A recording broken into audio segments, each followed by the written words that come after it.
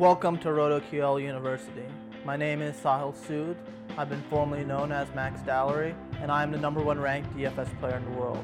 Throughout these videos, we're going to go over concepts and strategies that I've applied to my own DFS success to help you take your DFS game to the next level.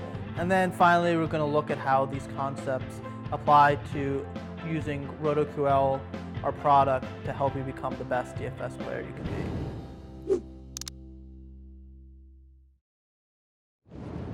The goal of DFS is to score more points than your opponent.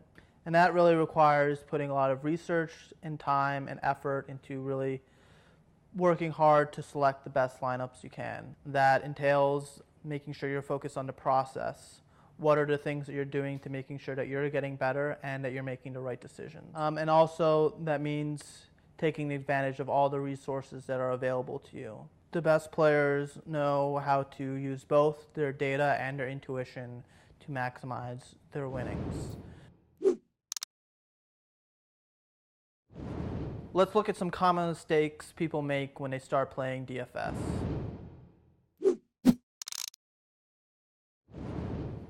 Don't chase your losses. You're going to have losing days when you play DFS. It's just a fact.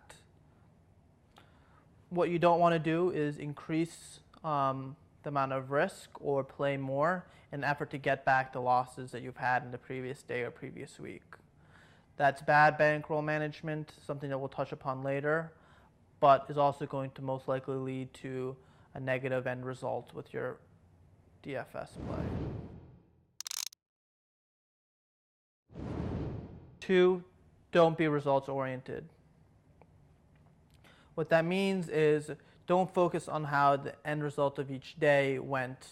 What you should be more focused on is what the process was. How did you get to your DFS team? How did you get to your DFS picks?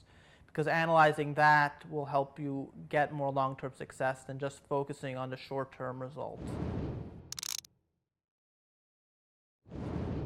Don't use an optimal lineup. Using an optimal lineup on any source, including RotoQL, will not lead to good long-term success. It's important that you have a roster comprised of your own convictions, your own risk tolerances. 4, it's important to use up your salary cap space. Salaries are there for a reason. They're an indicator on what performance is going to be. Obviously, we're going to do a lot of work to figure out where there are inefficiencies in the salaries, but for the most part, they are a very good indicator. So you generally want to use as much salary cap space as you can, with the exception being on very short slates, which mean when there's only 2 or 3 games going on. Then it may make sense to leave a little more salary cap space just because there are fewer players to pick.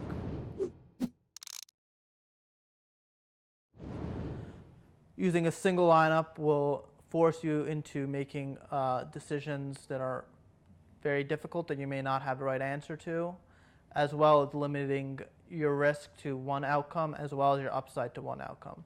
Using multiple lineups allows you to diversify your risk as well as diversify your potential chances of upside. So if you have multiple lineups, there's multiple chances for you to win, as well as if one of your teams performs poorly, you're able to withstand that based on your other lineups. So if you have the bankroll and you have the time, I strongly recommend using multiple lineups. RotoQL is an all-in-one DFS workstation that allows you to build winning DFS strategies. We have the world's fastest lineup optimizer, simplified player research, and allows you to save and export lineups seamlessly.